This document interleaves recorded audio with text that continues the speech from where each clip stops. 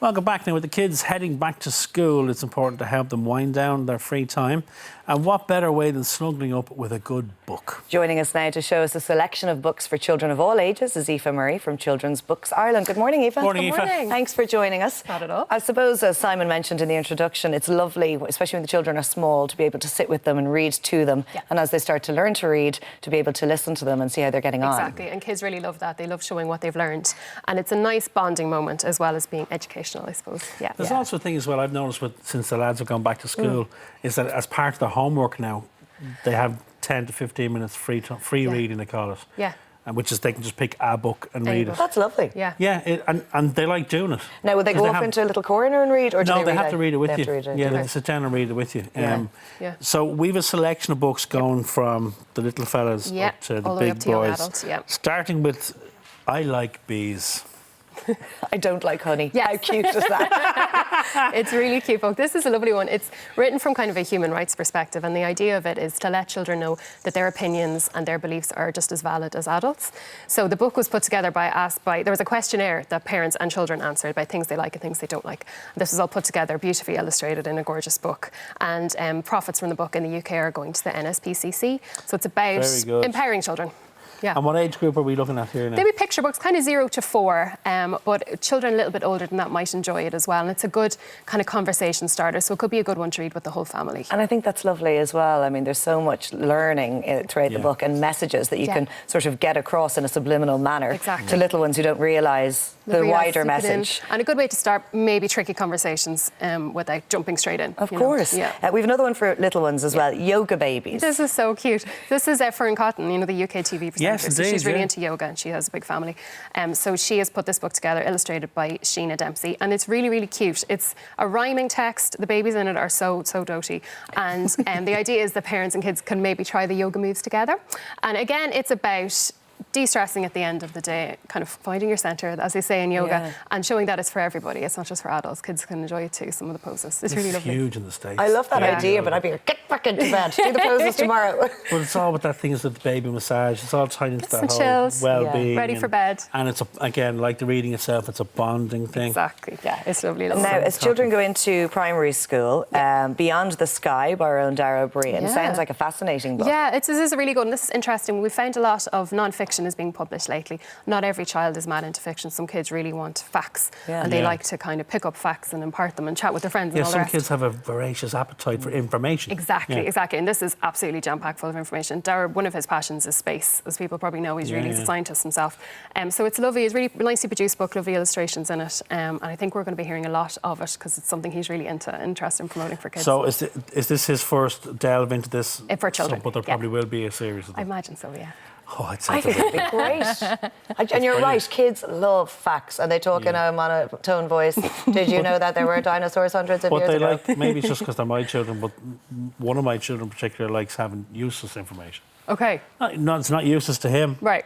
It's very important, yeah. Did you know that the longest thing in the phrase is 4,000 children? Yeah. All right. Where did you get that? Yeah. It's just that appetite for information. And it's lovely. This would be up a street. And what child's not interested in space? Yeah, exploration. Astronauts. Yeah. There's another one, I think you mentioned earlier on, is the Tangleweed and Brine. Tangleweed and Brine. This is a gorgeous book by a young adult author, Deirdre Sullivan, published by Little Island Books. And it is a retelling of classic fairy tales, like Snow White, Cinderella, A Little Red Riding Hood, but kind of written a little bit from a feminist perspective. So a really interesting one for teenagers and for young adults, and beautifully illustrated by Karen Vaughan. It's got some really gorgeous black and white illustrations. When you say it's a retelling, is it a contemporary setting or it's just a retelling of the original It's a mix. It's sort of examining the original from a different point of view. So the lady isn't always waiting for the man to come and save her. Exactly. As in Rapunzel, Cinderella, Snow White. What message are we giving these children? Yeah, it's kind of taking, I suppose, the Disneyfication is kind of the opposite of that. I think that's really clever. Yeah, me too. I think I'll be buying that for my sons as well. Do them good. The next one is from the award-winning author Sarah Crossan, Moonrise. Tell us about Moonrise. This is a really beautiful book. Sarah writes some books in free rhyme verse. Which is really interesting because I know some kids will be like, I don't read poetry, I don't like poetry. Pick it up and read it. After a while, you forget you're reading verse. It's just a little ease into the world of poetry. Exactly. This is really interesting. It's set in the US and it's about a kind of a young adult teenage boy whose brother is on death row. Heavy. Wow. Yes. but beautiful. So it's about poverty, and it's about the effects of poverty on your life chances, and it's about love and about relationships, and it's really gorgeous. And it's aimed at kind of early teens, is it? Teens, a little bit older as well. We find with a lot of young adult, we get people like into their 20s reading them as well, and young adult books are huge with people in their 30s. It's a really elastic kind of a market, but from teenagers But it is great the way there's almost a theme there in terms of the timing of these books and the audience they're aimed at. You know, even back to the picture books, it's an easy way of starting difficult conversations. Yeah.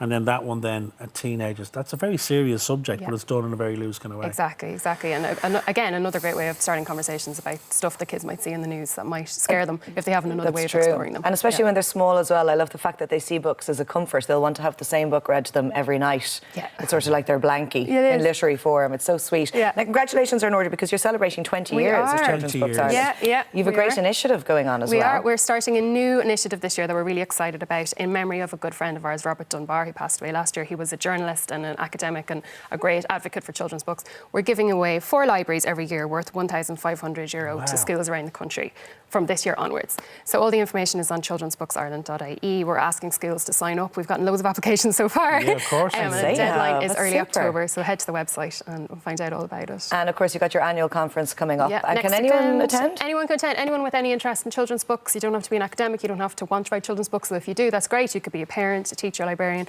If you're any interest at all in children's books and the kind of beauty of them and the art of them, come along. And all the information is on our website as well. And they are beautiful. It's an amazing initiative because you see it with your kids the joy that books bring them. Even our littlest one, who's only 13 months, like he's only started like odd words, mama, dada. A book is there. And he has one little particular book called Cheeky Baby that has a mirror at the last page, and he wants to get to the last page because he sees himself and then he kisses the book. Oh, he's like his daddy, little narcissist. I don't know where he gets it from. Eva, thanks so much.